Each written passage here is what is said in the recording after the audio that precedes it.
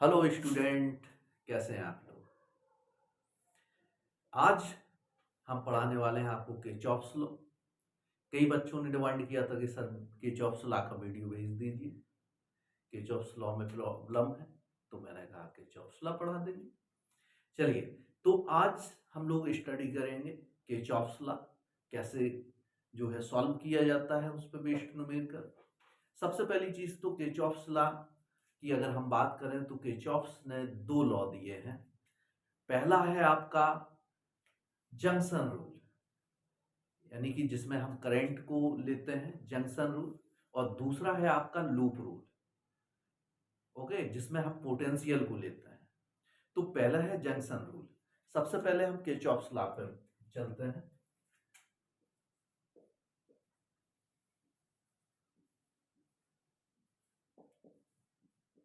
Kirchhoff's law, right.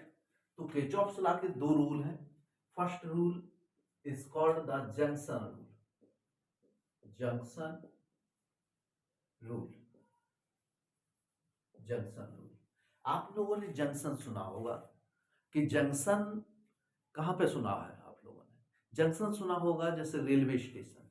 तो आप कभी भी गुजरते होंगे तो वहां पे लिखा रहता होगा लखनऊ जंक्शन, कानपुर तो उसके सेंट्रल है, गोरखपुर जंक्शन, है ना। तो इस टाइप से आपने जंक्शन सुना होगा। वो जंक्शन पे होता क्या है? सबसे बड़ी चीज तो ये है, जंक्शन पे होता क्या है कि ट्रेन्स आती हैं और ट्रेन्स जाती हैं।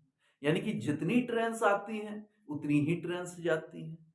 तो इसका मतलब क्या हुआ कि the algebraic sum of all the trains coming on the junction is equal to the algebraic sum of outgoing trains from the junction, just like this। Kirchhoff's का भी कुछ ऐसे ही नियम है। किरचॉफ्स का नियम क्या कहता है?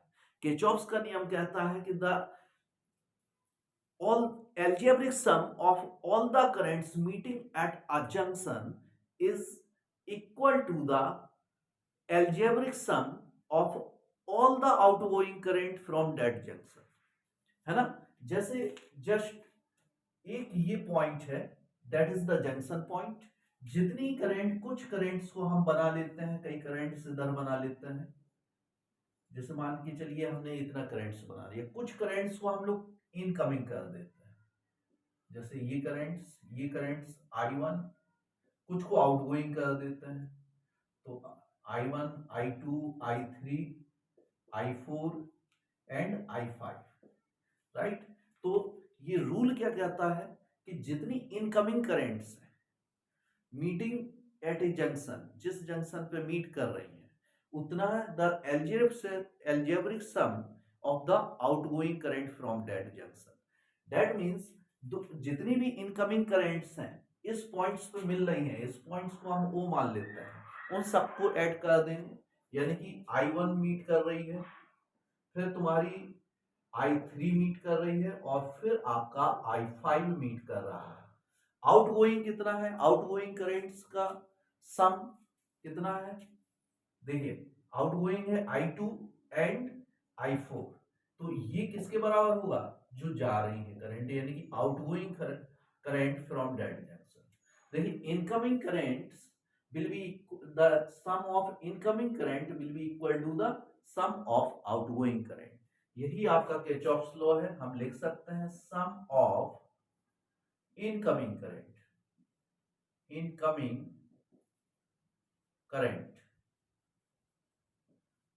आपका इक्वल होगा sum of sum of sum of या vector sum of outgoing current, outgoing outgoing current from that junction, from that junction. तो ये आपका हो गया किरचॉफ्स फर्स्ट रूल। इसको हम दूसरे वर्ड्स में कैसे कह सकते हैं? दूसरे वर्ड्स में कह सकते हैं the algebraic sum of all the currents meeting at a junction will be zero. देखिए, इसी रूल्स को हम कैसे लिख सकते हैं? जितनी भी कोई किसी भी एक डायरेक्शन में करंट का डायरेक्शन पॉजिटिव ले लेंगे, दूसरे डायरेक्शन में हम लोग नेगेटिव ले लेंगे, या इसी में देख लीजिए, ये I1 plus I3 plus I5, ये इनकमिंग करेंट्स का डायरेक्शन था, इसको हमने पॉजिटिव अपनी जगह पे है, इसको इस साइड में लाएंगे तो ये सब कैसा हो जाएगा, माइनस हो जाएगा, है ना, I2। यानी कि हम अगर इनकमिंग करेंट्स को पॉजिटिव ले रहे हैं तो आउटगोइंग करंट को हम नेगेटिव लेंगे, तो सबका सम क्या हो गया, जीरो। यानी कि the all L vector sum of the all currents meeting at a junction will be zero. That is the junction rule. यही आपका किरचॉफ्स का फर्स्ट रूल है, राइट। अब हम बात करते हैं second rule of the Kirchhoff's law, that is called the loop rule. Okay, ये समझ में आ गया, आगे बढ़ते हैं। सेकेंड रूल है आपका लूप रूल।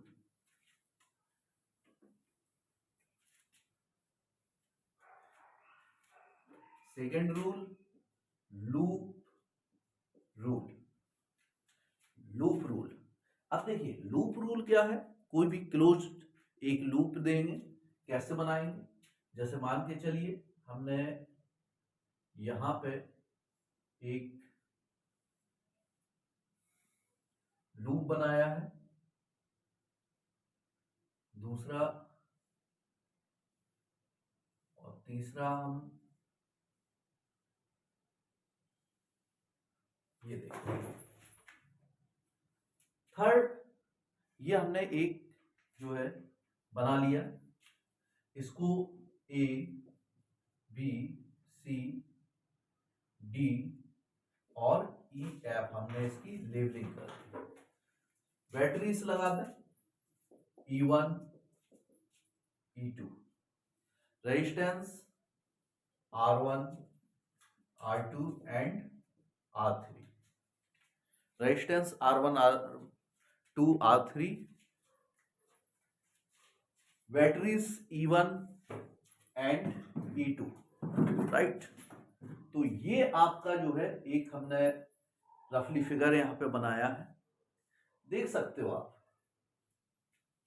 आप घर से चलते हो, दो दोस्त हैं आप, तो दोस्त क्या कहते हैं, एक फोन पे बात करते हैं, कहते हैं कि भाई इस चौराहे पे मिलो, है ना, बगल वाले चौराहे पे मिलो, आगे मार्केट में घूमेंगे, दही पूरी खाएंगे और फिर घर चले आएंगे। तो चलते हैं, यहाँ पर देखो आप अपने घर से निकले, बैटरीज लगी हुई है, पॉजिटिव टू नेगेटिव जाएगा, तो यहां से करंट I1 निकला आपका, ठीक ठीक। ये आपका दूसरे घर का दोस्त है, ये I2 निकला यहां से, दोनों मिले कहां, इस जंक्शन पे। अब देखिए इस जंक्शन पे यहां से कौन आ रहा, I1 आ रहा, यहां से कौन आ रहा, I2 आ रहा, दोनों यहां पर मिले, दोनों मिलके मार्केट की तरफ चले, यानी कि यहाँ पे कौन चलेगा, I1 प्लस I2, दोनों चले I1 प्लस I2, राइट। तो यहाँ पे कौन पहुंचेगा, I1 प्लस I2, ये कहां पहुंचेंगे, इस जंक्शन पे पहुंचेंगे। अब जब इस जंक्शन पे पहुंचेंगे तो क्या होगा, पानी पूरी यहाँ पे आए, पानी पूरी खाई और फिर यहाँ पे पहुंचे, फिर से दोनों के रास्ते अलग अलग हो जाएंगे। आपने कहा दोस्त से आप अपने घर को जाओ, तो I2 कहाँ चला जाएगा, अपने घर को, और आप कहाँ चले जाओगे, अपने घर को, राइट। तो ये आपके इसमें कितने लूप बन रहे हैं, देखिए इसमें 3 लूप बन रहे हैं, क्लोज लूप, पहला ABCFA, जहां से स्टार्ट करोगे, जिस पॉइंट से स्टार्ट करोगे वही पॉइंट लिखना भी पड़ेगा बाद में, तभी तो क्लोज लूप होगा। दूसरा FCDEF, दूसरा लूप हो गया। थर्ड लूप ABDEA, जिसमें जो थर्ड लूप ले रहे हो पूरा ले रहे हो, जिसमें हम इसको कंसीडर नहीं करेंगे, बीच वाले को, ठीक है, मिडिल वाले को कंसीडर नहीं करेंगे। तो यहाँ पे 3 रूल बन रहे हैं, आप देख रहे होंगे। तो सबसे बड़ी चीज है कि I1 प्लस I2 यहाँ पे है, आप चाहें तो इसको i मान सकते हैं, और i की वैल्यू अगर इसको i मान ले रहे हो तो i की जो वैल्यू होगी वो क्या होगी, i1 प्लस i2 के बराबर होगी। यहाँ पे अगर आप जो है i के बराबर मान लो तो पहला आपका जो है जो इक्वेशन बन जाता है वो यही बन जाता है। तो सबसे पहली चीज तो ये है लूप रूल कहता क्या है, the algebraic sum of all the potential in the closed loop will be zero. all the algebraic sum of the all the potential in the closed loop will be zero। ठीक है, तो किसी भी loop में आपका जो potential का सम होगा वो जीरो होना चाहिए। All the potential will be zero. तो एक लूप रूल बने, एक लूप लिखते हैं सबसे पहले। लूप कौन सा लें हम, सबसे पहले ए बी और सी एफ ए। ठीक है, यहां से देखेंगे तो पहला आपका इक्वेशन आपको फाइंड आउट है i equal to i1 plus i2, right. तो पहला इक्वेशन तो आपको यहीं से मिल जाएगा, i equal to i1 plus i2, that is the first equation. i equal to i1 plus i2। यहां पर देखें आप, दूसरा आपने ये लूप लिया है, और इस लूप को कैसे आप जो है कर पाएंगे, देखिए हम क्या करें कि जो लूप को रोटेट कराएं वो किसी भी डायरेक्शन में करा सकते हैं। लूप को घुमाना है इसके अंदर, चाहे क्लॉकवाइज घुमा दें चाहे एंटी क्लॉकवाइज घुमा दें। इजी वे क्या है कि जिस डायरेक्शन में करंट जा रहा हो उसी डायरेक्शन में घुमा दें। देखिए इस डायरेक्शन में जैसे करंट जा रहा है यहां से आपको दिख रहा है, तो इसी डायरेक्शन में घुमाते हैं, यानी कि हमने एंटी क्लॉकवाइज घुमा दिया। ये लूप का डायरेक्शन हो गया। ठीक है, तो अब कई लोग कई रूल्स बताते हैं कि जो है करंट का डायरेक्शन इन करना चाहिए, आउट होना चाहिए, कई तरीके से इसको बताया जाता है। लेकिन मैं बताता हूं कि इसको सॉल्व करने का कोई रूल है ही नहीं। जो आप समझ में आ जाए वही रूल है, मतलब किसी का कोई डायरेक्शन नहीं होता। आप अपने दिमाग में एक छोटी सी बात है उसको जान लें कि जैसे लूप का डायरेक्शन, यानी कि लूप यहां से चल रहा है, इस डायरेक्शन से आ रहा है तुम्हारा लूप इस डायरेक्शन में, तो लूप का डायरेक्शन और करंट का डायरेक्शन अगर सेम है तो उसको पॉजिटिव ले लो, और लूप का डायरेक्शन और करंट का डायरेक्शन जिस ब्रांच में अपोजिट मिल जाए उसको जो है नेगेटिव ले लो वहां पे। बस छोटी सी बात याद रखनी है। और बैटरी के जिस टर्मिनल पे आप पहले पहुंचते हैं, पॉजिटिव पे पहुंचते हैं तो पॉजिटिव ले लो वहां पे, नेगेटिव पे पहुंचते हैं तो नेगेटिव ले लो। बस छोटी सी बात है, कोई रूल नहीं है। ठीक है, तो हमने जिस डायरेक्शन में हमने लूप घुमाया है, अगर हमें करंट का डायरेक्शन और लूप का डायरेक्शन सेम मिलेगा उसको हम पॉजिटिव लेंगे, अपोजिट मिलेगा तो नेगेटिव लेंगे। अब हम चलते हैं कहां से, यहां से चलते हैं। चलो, इस जो हमने डायरेक्शन दिखाई यहां से, तो देखेंगे इस ब्रांच में करंट का डायरेक्शन और लूप का डायरेक्शन आपका सेम डायरेक्शन में है, यानी कि I1 आपका और ये तो आपका पोटेंशियल, और पोटेंशियल आपका जीरो होना चाहिए। तो पोटेंशियल कब बनेगा, V equal to I R. V equal to I R, जहां पे R है वहां पे I से मल्टीप्लाई, इस ब्रांच में क्या है I1 है, तो यहाँ पे R मिला, तो I1 इंटू R1, और किसका होगा ये पॉजिटिव। ठीक है, तो सबसे पहले इसी को लिखते हैं I1 R1, right, I1 R1 लिखिए। आप कहां पे आए, अब देखो इधर आए, अब क्या मिल रहा आपको R2 मिल रहा। R2 में करंट कौन सी है, I2 है, और I2 जो करंट है वो लूप के डायरेक्शन से अपोजिट ही है, सेम है, तो हमें कैसी दिख रही है, अपोजिट दिख रही है। तो अपोजिट के लिए माइनस ले लो, तो हम लिखेंगे माइनस I2 R2, राइट।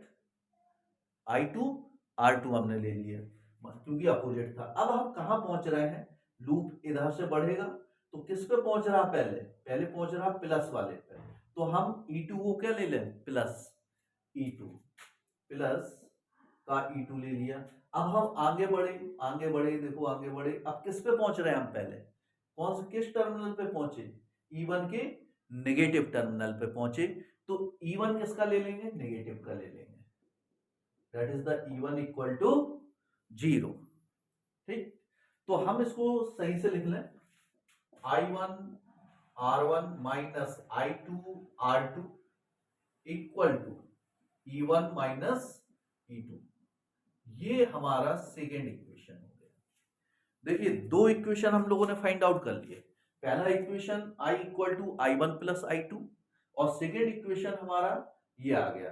एक लूप से जितनी अननोन क्वांटिटीज होती हैं उतने हमको इक्वेशन बनाने पड़ते हैं। जैसे तीन I1 I2 और I, तीन हमारा अननोन है इसमें, तो हमें कितने इक्वेशन की जरूरत है, इसमें हमको तीन इक्वेशन की जरूरत है, राइट। तो एक और हमको लूप लेना पड़ेगा, तो एक और लूप ले रहे हैं। एक लूप चाहे तो ये पूरा ले लो और चाहे ये वाला ले लो, नीचे वाला, तो हम लोग नीचे वाला लेते हैं। ठीक है, तो नीचे वाला लेते हैं। देखिए ऐप आप लोग पेन और कॉपी लेके हमारे साथ में करते जाइए तो आपको आ जाएगा, है ना। आप सिर्फ देखेंगे तो देखने से नहीं उतना क्लियर होगा जितना साथ में करने से क्लियर होगा, राइट। तो F C D E F second loop होगा हमारा। देखिए लूप अब हमने कौन सा लिया, loop F C D E F. जो पॉइंट पहले लिखा जाएगा वही लास्ट में भी लिखा जाएगा, तभी आपका जो है क्लोज लूप वहां पे होगा, राइट।